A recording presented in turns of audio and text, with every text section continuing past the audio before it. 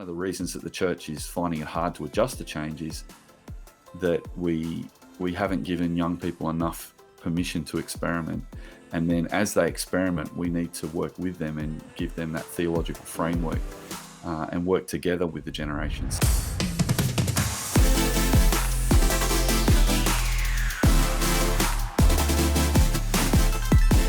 Hello everyone and welcome back to the Shock Absorber podcast.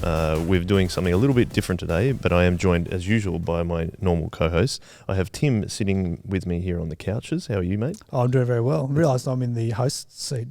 Yeah, I know you're trying to usurp me there. Yeah, it's all yours, Joe. We're going all over the place today, mixing it up. And also, Stu, you're joining us online, mate. That's why we've got headphones on here, but you're there across the internet divide. How are you going? Yeah, good. Yeah, here at my place, it's exciting to be trying something different. Yeah, exactly. And I think we're trying something different, but I think it's going to work really well. So we're thankful for technology to help us be able to do that.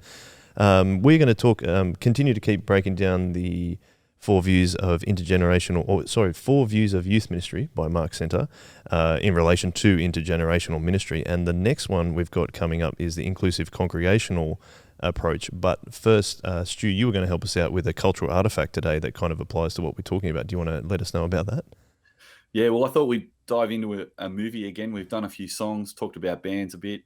Today, I thought maybe what we could do is talk about the movie Blended with Adam Sandler and Drew Barrymore. Bit of an old movie now, but I think it's around 2010, something like that it came out.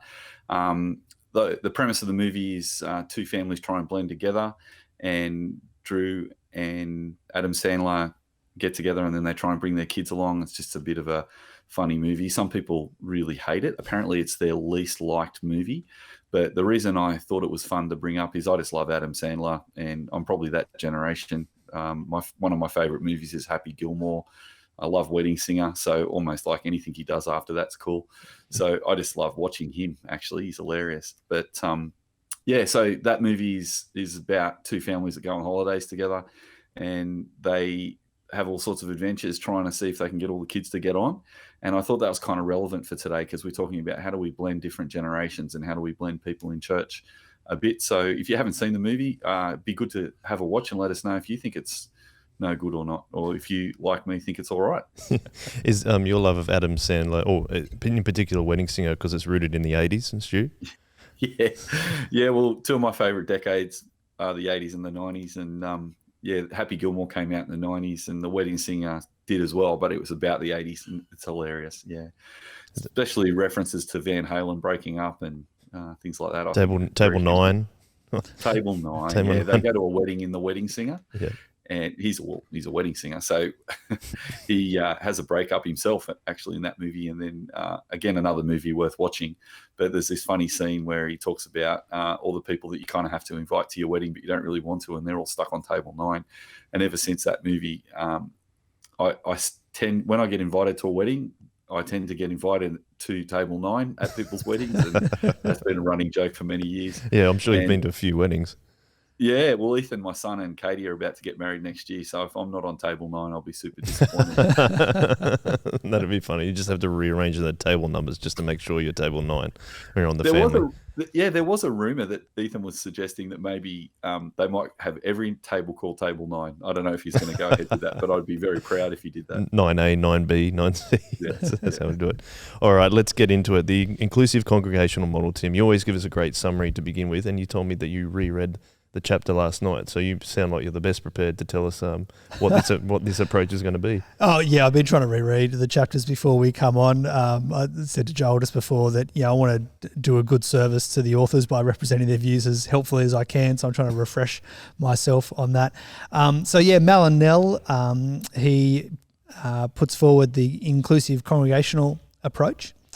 And basically his premise is that he wants to remove the idea that youth ministry is a separate ministry of the church, that it's not something unique and different. It's not something that is done by experts where everyone else in the church can just kind of sit back and know that, the youth leaders look after the teenagers, that's great. We don't have to worry about them. He wants to get rid of that and say, no, all the adolescents in the church are all of the church's responsibility. And so he wants to include the teenagers in every aspect of the church. So there's a lot of resonances there with what we've talked about in terms of being an all-age, all-stage church. Very much he would be in line with what we've been saying in terms of children and young people, the church of today, not the church of tomorrow. So we don't separate them out. They're not just a separate arm of the church over in that room over there. They're actually with everyone else. And if it's good enough for the adults, it's good enough for the teenagers. So he's really keen to make sure that they are seen as valid, and not just valid consumers of the things that the church goes on, but valid contributors as well. He says there's no reason that teenagers particularly can't be involved in every aspect of the church's ministry. And so he kind of wants to flatten it out, and in a good way, we would be very aligned in the raising up of young people as being genuine participants in the church, not being separated out, but actually being included in. There's a lot of good things there.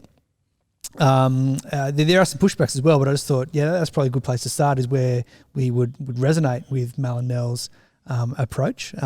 Stu, what was your first impressions when you read Mal and Nell's chapter in the 90s?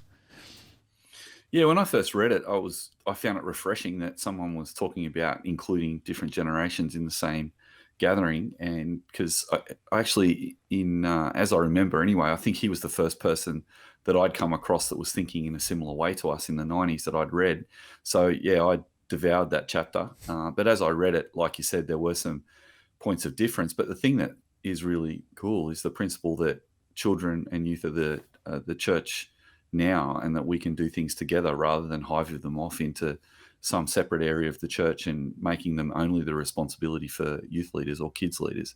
I think that there's a lot of professionalization in our culture these days where we pay people to do things. And I think even though we don't pay our youth and kids leaders to look after the teenagers, although we do have paid youth ministers and paid kids ministers in our churches, a lot of the youth leaders kind of take that role like a school teacher would. So I worry sometimes that in the Homogeneous Unit Principle that people can abrogate, is that the word? Their responsibility for spiritual oversight of young people. That this model says, yes, parents are the primary spiritual caregivers for their children, but also all the adults in the church, all the safe adults in the church actually can have a role in helping to bring up the young people. There's the old adage that it takes a village to bring up a child. And when we first came across this, we were already having children being born into the youth leadership team of Soul Revival. And we were really keen to have them grow up with us, and for them to not only have their parents and their youth leaders and their kids leaders looking after them, but to get to know all the adults in the community. So that was a really, I think the chapter for me was a permission giving moment that this is a good thing, that we're on the right track. So I thought that was really helpful at the time. Yeah, the family aspect sounds quite interesting. I like it how you've got the children are just as important as everyone else. Children and youth, are just as important as everyone else.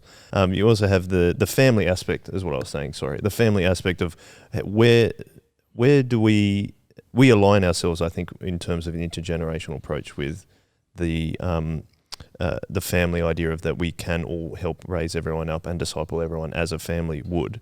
Where do we perhaps, in terms of the Shockersall model, diverge from this approach by Mal Nell? Can you, because I know that, Tim, you've done a lot of research. You've recently brought up Piaget and those kind of things. So you know a lot about children's development. I feel like that might be where we maybe diverge a little bit. Can you expand on that a bit? Yeah, so Mellon actually doesn't really go into a lot of pragmatics, again, in his chapter. So his chapter is very much driven by the theological impulse to make sure that churches are doing what churches should do well. And so because he's really rightly and helpfully driven by his theological foundations, he then doesn't actually go into a lot to explain what this might look like. So it could be that you interpret Mal and Nell as saying, well, therefore you shouldn't have youth and children's ministries. You actually shouldn't have any any part of your church which is specifically catering towards children and youth. Now, he doesn't say that in his chapter, and actually there are some hints that he still agrees with having some moments where you are particularly age-specific and age-sensitive. But that is the pushback that we would have, and that a number of the authors in the chapter also come back at Mal and Nell is, yes, but it's lovely to think of children and young people as the church of today. It's great that adolescents can be inclusively included in the whole congregation. We want to affirm all of that. However, teenagers are not just other adults. There is something unique about the developmental stages of adolescence. There's something unique about childhood. And so while you could use an inclusive congregational approach to say, therefore, we're going to remove all age-sensitive ministries, as I said, it's not what Malon's saying, but also we would want to affirm those aspects as well. So I thought it'd be interesting today to talk not just about our intergenerational expressions, but also our age-specific expressions. How are we actually seeking to do children's and youth ministry as age-specific ministries, but still have that shock absorber edge to them? I think that's an interesting question for you, Stu, as a youth minister for a very long time. When you said you found that chapter to be permission-giving, but also as a youth minister, did you think you needed to get rid of youth ministry, or was it an idea that you thought you might consider? Yeah, I mean, in the 90s, we were experimenting, so we were open to new ideas. But as we thought more about it, I think what Tim's saying is really correct, that there's a lot of good reasons to give teenagers and children healthy environments where that they can be together and be learning together at their age-specific stage. But also, it's important for them to be able to be teenagers together, and to think about just having everyone together all the time might be a little stifling for the teenagers to actually explore and experiment for themselves as well. Can you underpin a little bit more of that child development that you're talking about, Tim? Yeah, so this is not an area that I'm super proficient in, but basically there's a number of theorists who have scientifically and psychologically, sociologically looked at what we all kind of know intuitively. You don't talk to a 5-year-old the same way you talk to a 15-year-old, the way you talk to a 50-year-old. Most of us are intuitive, and we know that we relate to different ages in different ways. We can observe that there are different life experiences that children go through, teenagers are going through, young adults are going through, our senior saints are going through.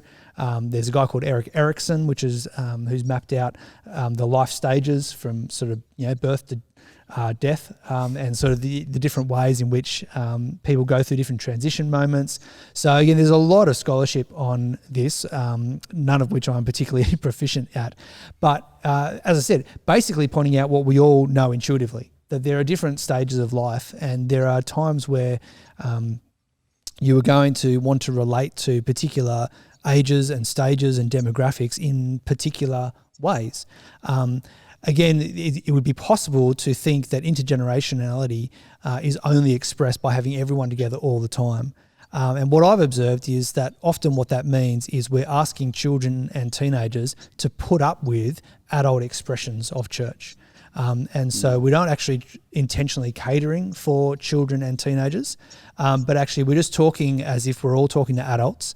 We're using language and metaphors, musical styles, liturgical styles, mannerisms, all sorts of things which are adult, and saying, oh, we're being intergenerational because we're forcing kids and teenagers to sit through these adult forms of worship. That would be a very anemic way of doing intergenerational ministry. And so there are times when we do want to all come together. At our church, we have a number of those moments, weekly, seasonally, yearly, which that happens. But we're also recognising that actually, there are, as Stu said, there are times when preschoolers need to hang out as preschoolers and be able to learn about Jesus and express faith in ways that are appropriate to preschoolers. There are ways where junior high or senior high it's appropriate for them to do activities, have learning styles, have worship experiences, be able to know God, express their love for God, express their obedience to God in ways that are age and stage appropriate. And so intergenerational ministry doesn't exclude those things. What it's looking for is ways in which you're including, intentionally bringing generations together while still also doing those age-sensitive ministries as well. Yeah, it's something that we talk about a lot on the Shock Absorber is the listening to youth, because as you've said before, that often people don't get listened to in the church until their 30s and 40s, whereas we think it's really important intergenerationally to listen to the youth. I almost feel like this model that we're talking about, the Inclusive Congregational, is still not really listening to the youth. It's saying, oh, the youth now need to actually just come into our adult environment and just be like us again. It's almost like we're talking about the Homogeneous Unit Principle again. It's like they will grow up the same as we want them to, but we're not allowing the cultural influence that they're experiencing to come into the church and to understand what they're going through as well. Would you agree with that, Stu? Yeah, I think it's interesting, isn't it, that we've referenced before that Mark Center in his book, The Coming Revolution of Youth Ministry, talks about the fact that as culture changes, young people are often at the forefront of that cultural change, and they work out together what a good ministry response could be to this cultural change. So it's young people and people who minister to them that work out those new responses, going all the way back to the beginning of the Industrial Revolution in the early 1800s in England, where there was a mass migration from the villages to the cities, and people trying to work out how to bring up all these young people without the village setting that was a very stable way of passing on the gospel from one generation to the next. Interestingly, that set a model for future cycles of youth ministry, where young people and ministry to them continues to find new ways of coming up with cultural responses to change. I think the possible limitation of the inclusive congregational approach is, does it give young people a space where they can actually talk together about creating experiments of Christian expression that they can work out together in the youth context that they can then share with the adult community? So if they're only coming together with adults all the time, I think it doesn't give them as much freedom to experiment. And like the preparatory approach that we've already looked at, it's almost assumed that they won't experiment, that they'll just be like us and be with us. So I think, yeah, there needs to be a space for young people to experiment. And then there needs to be a second space for us to communicate together.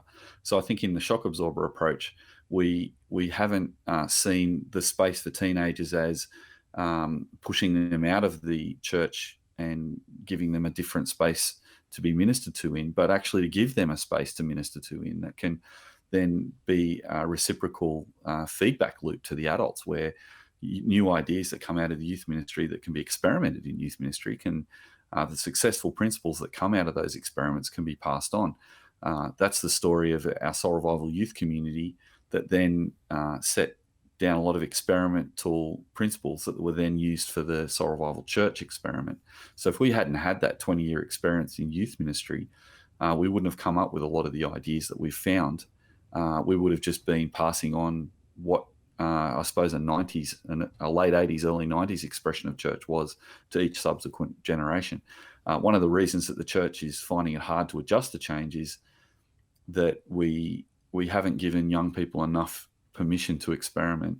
And then as they experiment, we need to work with them and give them that theological framework and work together with the generation. So, yeah, so I don't think it's an either or. I think the inclusive congregational approach in a way is a corrective to the homogeneous unit principle, and it's trying to go back to a pre-industrial context where people did live in community, in villages, and there's some good things to explore and to recapture from that experience. But I think it could be an overreaction to the homogeneous unit principle, and I think there are some people I talk to some people I speak to in that space of intergenerational ministry that would, well, I've actually had someone say to me that, I think Soul Revival is transitioning from the homogeneous unit principle towards the intergenerational, because some people think that intergenerational is we do everything together all the time.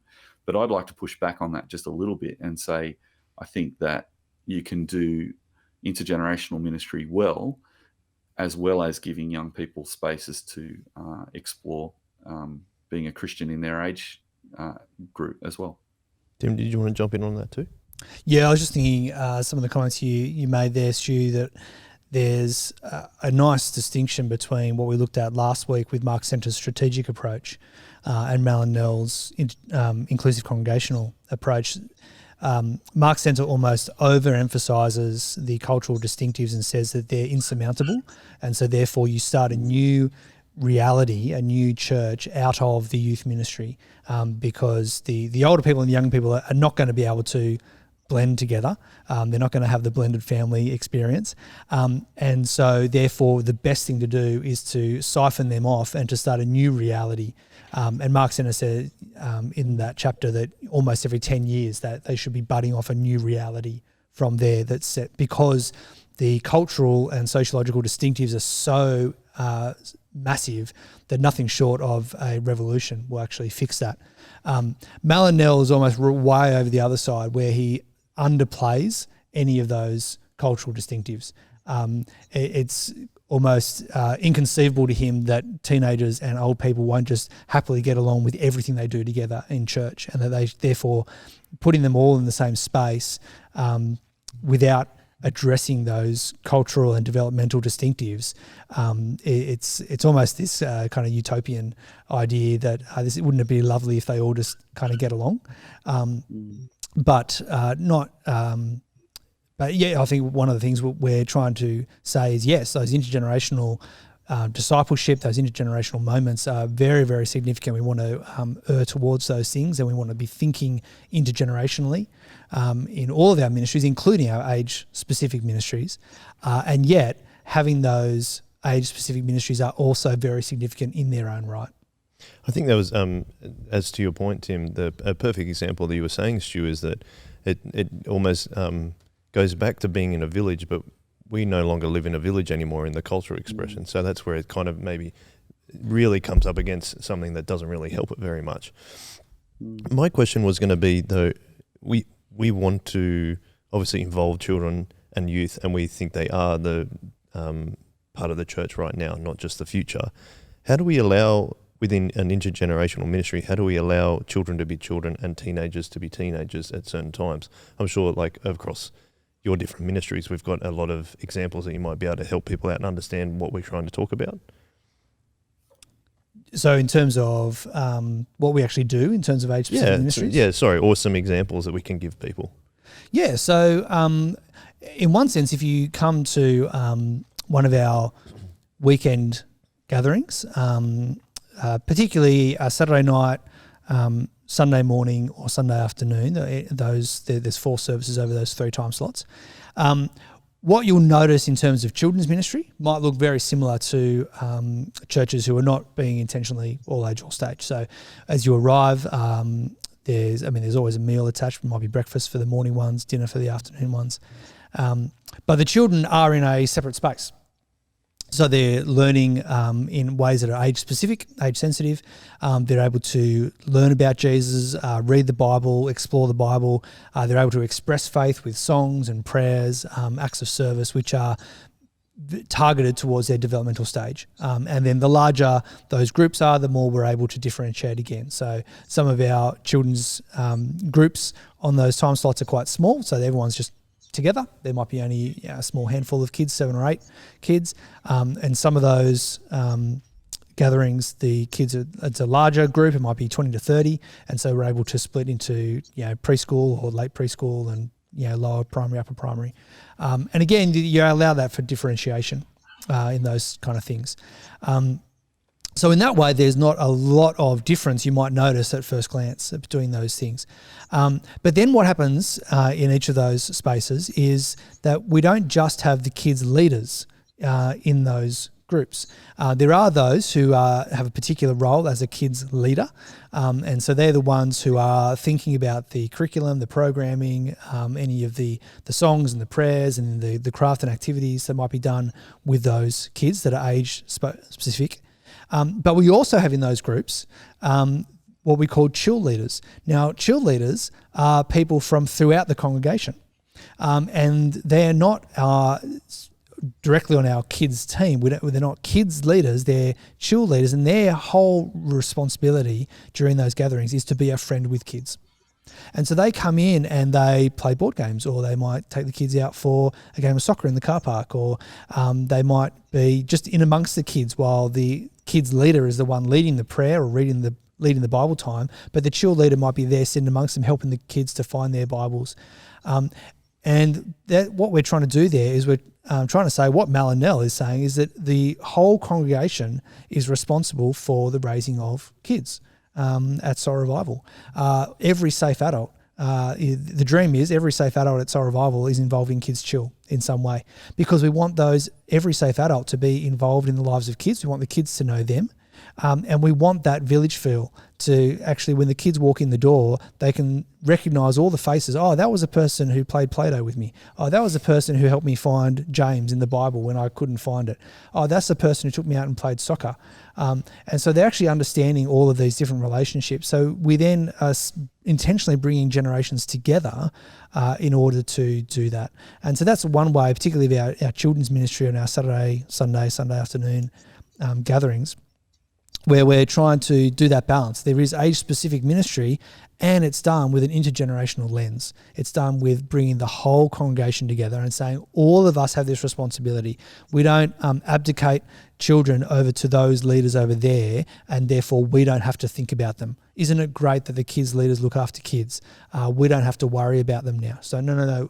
All of us are responsible. All of us are engaged. It's not just a child minding service kind of thing. That's another thing again. Yeah, is that it's not just child minding. I've got a very high view of children's ministry and the potential for children's ministry to raise genuine disciples and to reach out missionally to those who are not yet friends with Jesus. So it's definitely not just babysitting. We're not just, you're not just on a roster, because everyone needs to be on a roster so that the kids can get looked after, so that they don't annoy us in big people's church. Like, we're not trying to do that whatsoever. We're actually trying to say, no, we're intentionally building all genuine, safe adults from our church into our children's lives. So if you're 15 to 95, we want you to be engaged in the kids' lives. We want them to know you and for you to know them, because it's good for you and it's good for them. It's good for their growth and discipleship. It's great for your discipleship, and it's expressing all the things we've talked about over the last few episodes about intergenerational ministry. It's also like a really great way of, I think, embracing difference. This is something else we've talked about. Absolutely. Children are so much younger than us, right? We want to embrace how they're different, or how they're growing up. Another way of embracing difference too, Stu, is obviously your experience in youth ministry, and now as a senior minister is Tim's given us a great perspective of children of a certain age, especially because his children's pastor here at Soul Revival Church. But also, Stu, can you perhaps expand on that in a way that Tim did for teenagers and youth?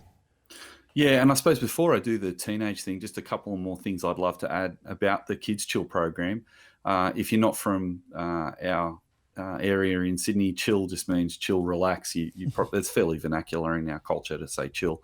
The idea of the kids program was developed by Jenny Redmond when we first started as a launch team back in the 2011.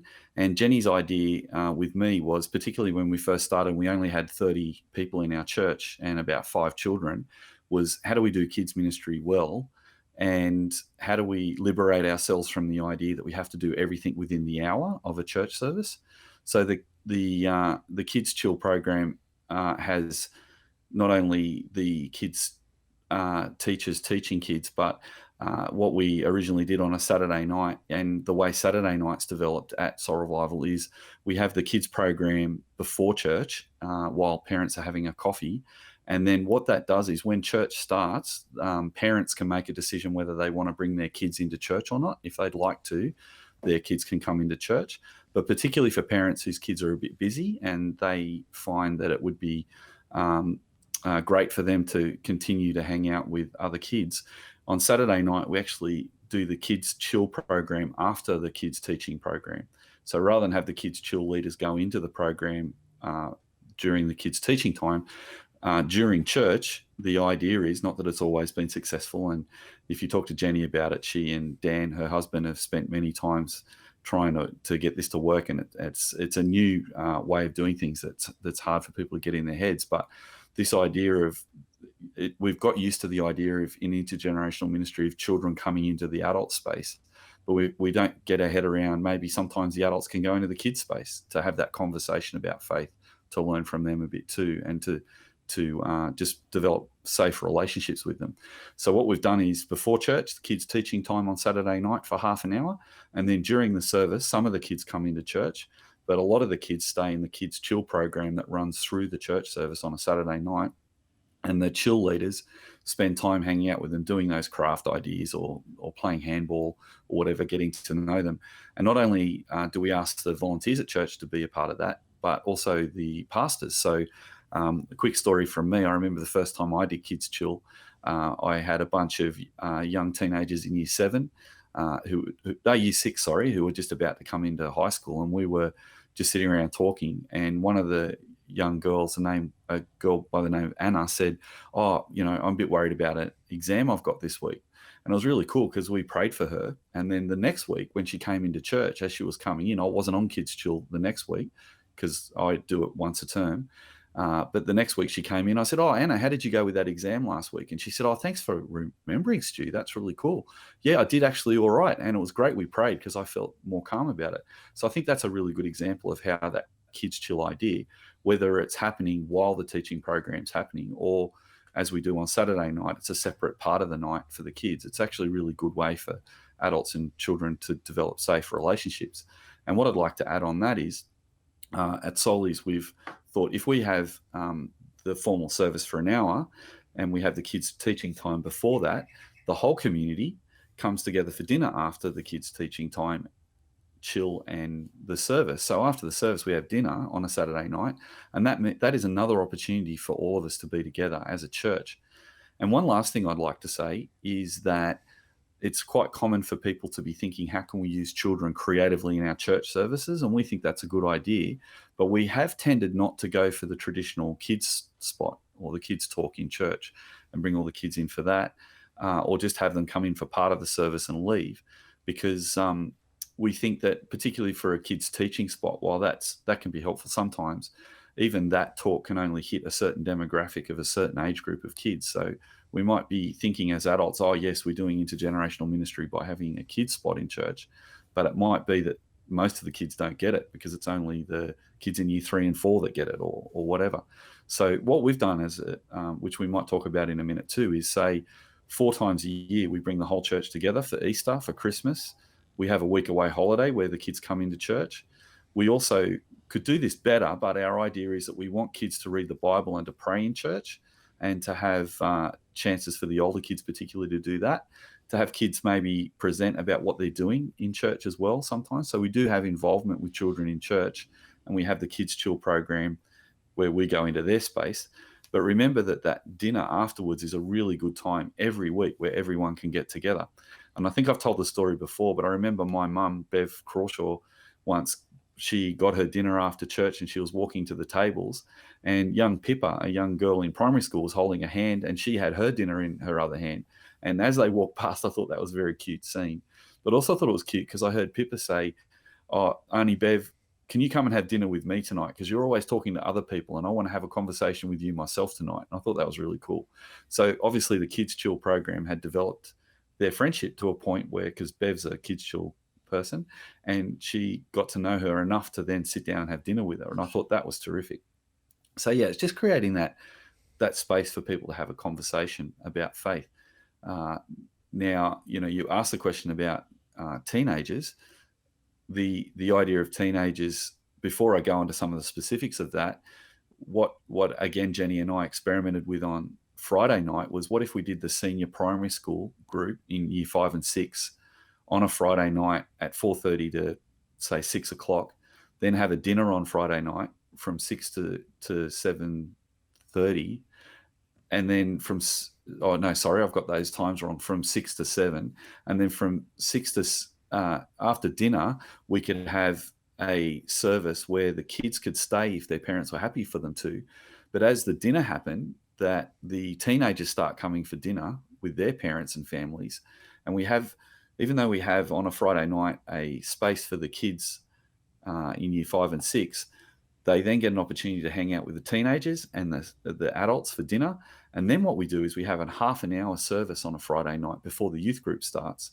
And after the half an hour service, which includes the 5 and 6 kids and the teenagers and adults, it's an intergenerational service, not just age-specific youth service that adults go to. We then have Bible studies after that where we break up into groups. And then after that, we have the youth group. Now, if that sounds a little bit complicated, it's actually quite fluid, and it's quite grassroots, and it feels really organic. And it actually gives people an opportunity to make a few connections between those two groups. The other thing it does is it lets kids in year 5 and 6 be a part of the service every week. So even though on our Saturday night and Sunday night and afternoon services, the kids aren't regular contributors, on Friday night, by the time they hit year 5 and 6, they're actually really getting engaged with ministry, because we want to get young people to serve as well as be ministered to in our model. So yeah, I just wanted to say that as a way of just jumping between the children's piece and the youth ministry piece. I mean, Tim, before I jump into youth ministry, have you got any more thoughts on some of those things that I've shared? Yeah, I think it's really interesting the way that you and Jenny set up this idea about that you don't have to do everything in that service time. And so that kind of frees us up to experiment with lots of other bits and pieces. And so I remember when we first started as a church, one of the things we would say is we were very intentional about saying we don't have dinner after church. We have dinner as part of church. And so it wasn't that church is now over and now we're going to move to a different non-church time, which happens to be dinner. It was like, no, church is from 5 o'clock till midnight on a Saturday, and you come for the bits that you're able to come for. Part of what we do when we come to church is the gathering, and we sing and we pray, and it looks like a very typical kind of service. But we were very intentional with our language as we tried to train the people, particularly those who were not coming, who weren't Christians or hadn't experienced church before, and for those who may have been joining us from other churches who had a particular idea in their mind about what church was. That no, these kids' chill times, these dinner times, the hangout we have afterwards, the coffee and cake we have before, all of that is church. Because and that frees us up to think, okay, I've got to fit in intergenerational moments, and I've got to fit in kids teaching time, and I've got to fit in adult teaching time, and all of this stuff has got to be done within a 1 hour package. Otherwise people will be frustrated, but also, they won't be fed with all the things we need to feed them with. Would there be a legacy of the Homogeneous Unit Principle that we have to fit it in within an hour, guys? What do you reckon? Not necessarily, because I think that might more, Stu might have wisdom on this, but I think it's probably more about a sort of an Anglo-Western ideas of efficiency and timeliness and those kinds of things. Certainly I've got a very limited experience with non-Anglo cultures, but I did have the opportunity of one trip over to Uganda with my last boss a number of years ago. And so in that culture, we did church for hours and hours on end. And that was normal. That was just their cultural expression. They weren't fixated on efficiency. They weren't fixated on definite start and finish time. And if I haven't finished by then, so I can get on with the rest of my Sunday, that you're doing something wrong as a pastor. They just had a much more fluid idea. I don't know, Stuart, have you got ideas on that? Yeah, I think the idea of a service, a formal service that goes for about an hour, is quite an ancient idea within Western culture. Comes from our Catholic background originally, but then when the Anglican Church started in England, they wrote a prayer book. Cranmer wrote a prayer book, and the prayer book went for about an hour, and that was a liturgy that people went through week after week. But what you got to remember is that prayer book that was written 400 years ago was written into a context of the village life. So the village life rotated around the church. So even though the formal service only went for an hour, people would have continued to have fellowship with one another every day, actually. And in the prayer book, there is actually room for the community to gather in the mornings every weekday to start the day with church, and then go out into their day and conduct. And I think what we've done is we've just reduced down church to that 1 hour, and we haven't thought through the fact that we don't live in a village where we spend a lot of time with each other anymore. That's why at Soul Revival we talk about the third place theory, where we try and say, consciously recognize that people live in the first place is their home, they work in a second place, which is often a different place to their home, and the third place, their community space, is another place again. So we've sought to be a third place as a church, and maybe give people more of that village time either side of church, whether it be on a Saturday or a Sunday or whatever day it is, whatever's appropriate, to give people more time to enact the one another passages and express their unity in Christ that he won for us. The other thing that I think exasperated that 1 hour limit was the church growth movement in the 1970s made a massive point about people are busy, they don't want to spend too much time in church, make it efficient. So if you're going over an hour, you're inefficient. Let's make it as tight as we can.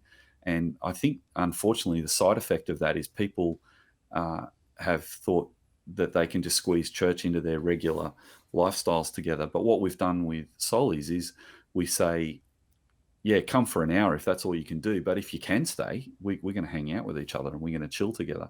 The reason we don't have kids chill on Sunday morning is we weren't sure if starting the teaching time a half an hour before a 9:30 service on a Sunday was starting too early. But Tim and I are still talking about that. And we'd love your comments, love to hear your thoughts on that, because we're going to be continuing to talk with the team on Sunday morning. Because the good thing about having kids chill together is, that's a great opportunity on Sunday morning, and that might be the way we continue on. But another exciting thing could be that it might include more adults from the Sunday morning service in that program if we had it during the service and they went into the kids space once a term to get to know them. And also the good thing about Kids Chill is it gives the kids leaders an opportunity to go to church themselves rather than having to not be fellowshipping with the rest of the body. So yeah, even that is still an experiment underway that Tim and I and Jenny Rigger and others are working on together.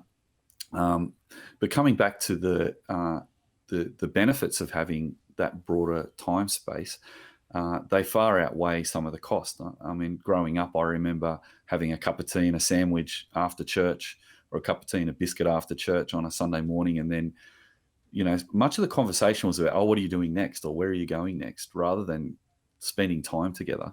And that conversation might only be 15, 20 minutes, and then we'd be off to the next thing.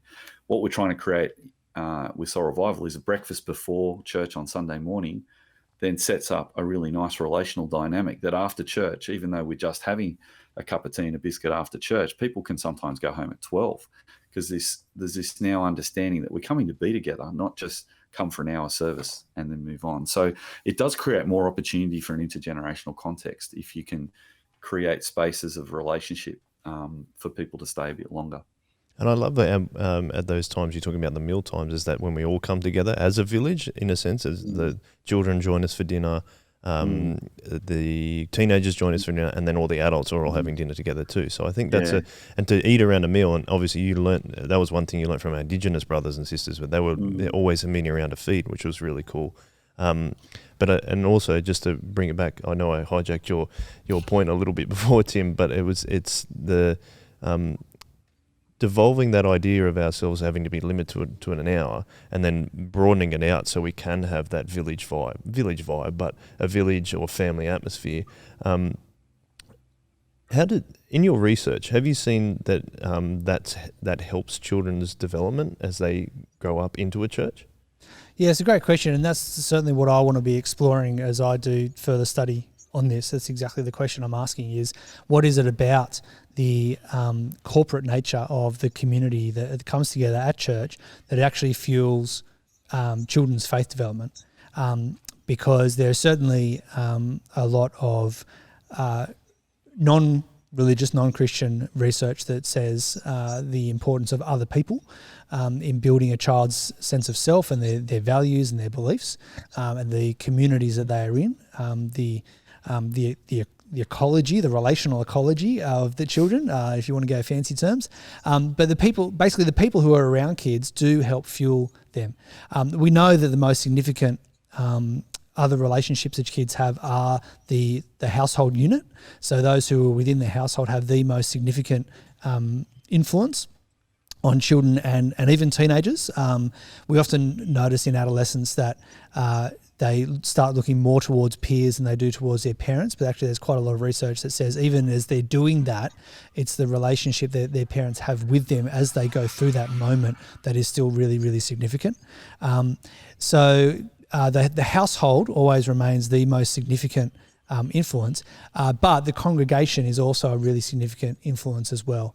And as Stu has said on a number of occasions, the way you do children's and youth ministry really does shape the entire church, both now but also into the future as you are growing up those kids. And so there is there's a growing amount of research through intergenerational ministry. Interestingly, there's a number of people who are particularly looking at the idea of table fellowship and meals and trying to involve that idea. So again, there's not a lot of parallel thinking there of what we've been doing and we've learnt from our Indigenous brothers and sisters. There's people all over the globe going, oh, what if we actually had a meal together after church? It's like, yeah, it's great. It's awesome that lots of other people in many different contexts are also thinking those thoughts. It's definitely an area of emerging research, I suppose. I think a personal reflection on that is that I remember reading an article about there was a study done that children that had more of a closer relationship with their grandparents as they were growing up ended up being more well-adjusted and more, what would be the right word in terms of seen as more well-rounded individuals. And I think of that as someone who didn't have an outstanding relationship with pretty much any of my grandparents. To see my children grow up in that context, within a whole family of older people, younger people and stuff, is that they will grow up, first of all, with a greater knowledge of Jesus and knowing what their effect and he's bringing us together, but also just as people, as individuals, as personalities. They're seeing so many different other people embracing others and embracing difference that I think that it's just a fantastic way for them to grow up. Which speaks into the opportunity that different generations have. Being in a highly urban and suburban area where we are, where there is a lot of movement, there is going to be a lot of grandparent age people in our churches who do not live in the same locality as their grandchildren. And likewise, there's going to be a whole lot of grandchildren who do not live in the same locality as their grandparents. And so while we're not trying to take over that responsibility, it gives a great opportunity for those who are grandparent age in our churches to interact with our children in that grandparent type way. Which, as you say, is really beneficial. I've seen that. I think of one person in particular who's really close to me, grew up in a fatherless household. And when his family, his mum brought their family to church, what he found in church through the children's ministry, for the boys club, through the youth ministry, was not a replacement for dad, but he found a whole lot of father figures who were able to speak really powerfully into his life. There are a lot of males, his dad's age group, who were involved in leading the children's ministry and the boys group. And so he actually had a huge amount of influence there. And so that was really significant for him, that growing up in a fatherless home, he had a whole lot of father-like figures through the church. And so the church really stepped up for him. It created this broader community of people who were able to support him, encourage him, and walk with him in his discipleship now as a young man of God with his own family. Yeah, once again, doing that village vibe, but within our particular cultural context, I think is a really important thing that we've been talking about. Stu, let's just circle back. You can chat about teenagers as well in this all age, all stage model. Do you want to reflect on that for us? Yeah, thanks. Again, developmentally, young people in their teenage years are trying to discover themselves. There's a lot of research that says that it's a really healthy thing for them to be finding other peers that are actually going to be really helpful to them as they are discovering who they are as young Christians as they grow up. And so giving young people an opportunity to form relationships within a youth community within the church is actually a really healthy thing for them. Like we said, that doesn't mean that they don't have relationships with adults, but we don't want to respond to the fact that many young people are in youth groups and don't know any adults by shutting down the youth group and only gathering together, as the inclusive congregational model suggests would be a good idea. I think it's a really good thing for the young people to have a youth community. And so a couple of years after we started the church, we did start our own youth community, but we only had one kid when we first started. It actually happened to be Ethan, my son, and he just asked a few of his friends along, and there was some youth leaders there. But what we said to the youth leaders is, rather than run a youth ministry just for the teenagers, as youth leaders, be a peer group that the teenagers can grow up into as a peer group. So it's almost like the youth ministry is a peer group within the family. And the youth ministry in our church, being a peer group, is led by the fellowship of the youth leaders that they have with each other. And so the young people, yes, have a time for themselves, but the youth leaders are really growing them up to become friends with them. And that makes a lot of sense, because a lot of youth leaders, some are older, but a lot of our youth leaders are young adults, and they're only 5 or 6 years older than the teenagers they're leading. And when the teenagers leave school, an age gap of 5 or 6 years isn't that significant.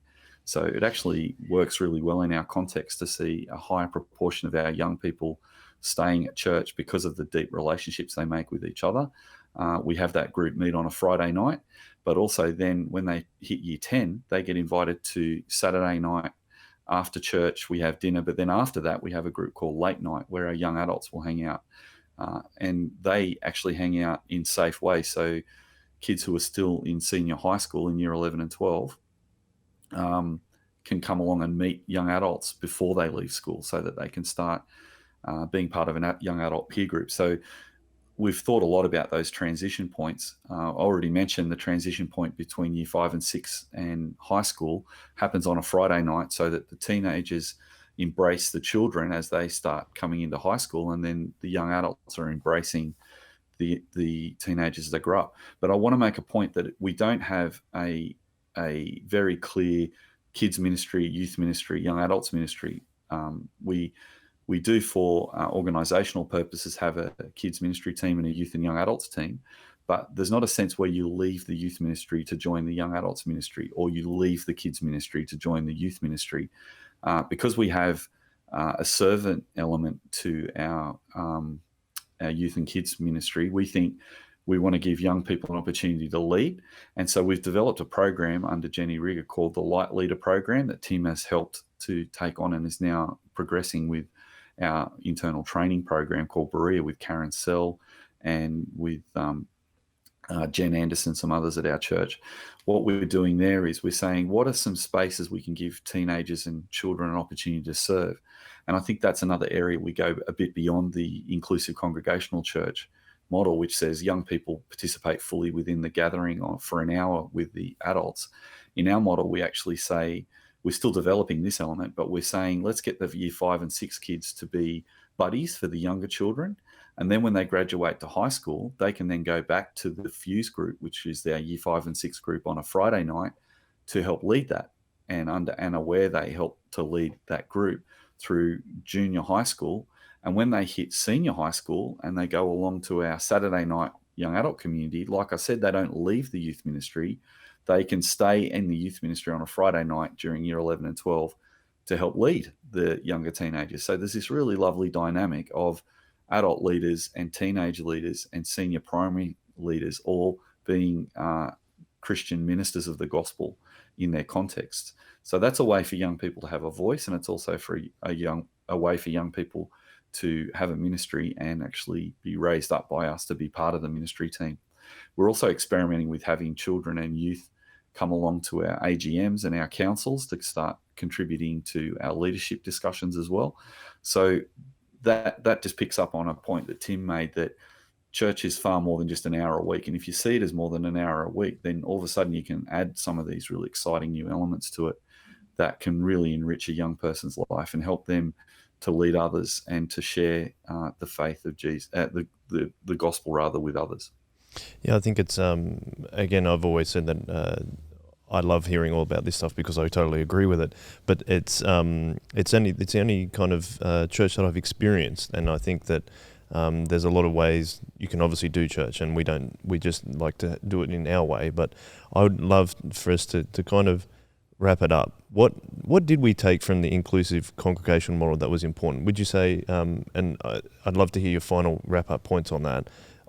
My feeling is it's the family and the village vibe that everyone's part of the same congregation. There's no delineation between ages in that respect. But then we also need to look at, well, where are people at developmentally, depending on what age they are, and how do we best help them understand Jesus, know Jesus, and be able to disciple them and bring them up and listen to them also, is where we probably perhaps diverge from that model. Would you agree with that, Tim? Yeah, so I think to sort of wrap up the inclusive congregational approach, what I think its strengths are, unlike the preparatory approach, which is saying we're going to prepare kids to become eventually part of the church, I think that kind of exacerbates the homogeneous unit principle. It also exacerbates the fact that children aren't really the church of today, that they kind of are, but they're kind of on probation and they'll eventually graduate into church. And I think that there's some significant shortfalls there theologically, and also when it comes to actually pragmatics, and what happens to children is that they don't feel valued and heard. They're not actually a genuine part of that. So I think there's some significant things there. In terms of the strategic approach, we talked about how Centre sees those cultural and developmental differences as so insurmountable that it's worth just splitting off. And I think a high point of the inclusive congregational is to say, no, we're not trying to siphon them off and start a new congregation. We're actually wanting to bring them up as part of this church. We actually see them as they are this church. They're not soon to be, when they're old enough, they're not so distinct from us that they need to go off and do their own thing. They are part of this church. We want them to be part of this household.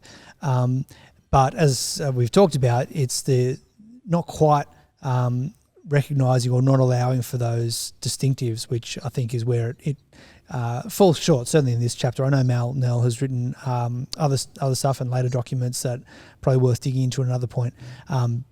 But yeah, so what we've been trying to be able to do is to hold all those things in tension, to say, yes, it's good for us to have age-sensitive ministries where we're able to allow peer groups to be peer groups.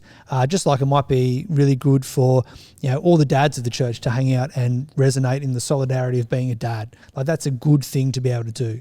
It's also really good for those dads to hang out with people who were dads 2 generations ago and to learn from them, and also from people who are younger than them who are not yet dads. So it's the saying, peer expressions are good, and there's valuable there, and particularly when we think developmentally, we want to be able to help the 5-year-olds and the 10-year-olds and the 15-year-olds to be able to learn about Jesus, express their faith and mission to their friends in ways that are appropriate to their age and stage, that are culturally relevant for them. But we never want to lose sight of the fact that we are a household, that we are one big family. And so when we those moments we come together and we bring people together and we intentionally bring the older generations down into the children's space, and we say, we want you to get to know each other. We want you to genuinely invest in each other's lives through the chill program, through the dinners. They're really, really significant. They're not just nice adults. It really is the guts of what we're trying to do, part of our intentional DNA to be all age, all stage, where children are valued, and as we've just started to talk about, where they also participate. We've mentioned that a few times, where they're genuinely contributing, again, in ways that are appropriate to their age and stage. We're not going to ask 5-year-olds to do a extended Bible reading. They're just it's not developmentally appropriate for them, but it might be for the 12-year-old. They might be totally capable of doing that. It might be that the 5-year-old can, with some brothers and sisters or parents or friends, do some of the prayers together, or bits and pieces like that. So we're looking for ways to be inclusive in that way. Fantastic. Stu, do you want to give us your final word? Yeah, I think in summary, I think the inclusive congregational approach reminded us of what we've lost in the Industrial Revolution, and then further lost through the Homogeneous Unit Principle, and just reminded us that we can recapture some of those intergenerational moments and bring people together again. I like the confidence that the Milan Nell has to bring everyone together, and the theological confidence to do that. So it does really ground this idea in scriptures. It's not just a preference. It is a really biblical concept. I think the second thing, though, is that what the inclusive congregational moment gave for us was to think, how can we actually do that while still retaining an opportunity for people to have expressions in their age groups? And that's what what actually led us to come up with a new phrase for our church, which is all age, all stage. So our church is for all ages in all stages, but there's a nuance in that phrase that kind of respects the ages and the stages, as well as bringing them together as well. So the way we like to think about it is, yes, we are a family, which we'll talk about in coming weeks in the podcast, Family Ministry More. But we are a family, but we're also individuals within that family. And not only are we individuals within that family, we like to think about there's peer groups within that family as well. And we can express that diversity of different relational realities. Yeah, fantastic. That's a really great way to wrap it up. So thank you, Stu. I want to say thank you very much to Tim as well. Thank you for joining us.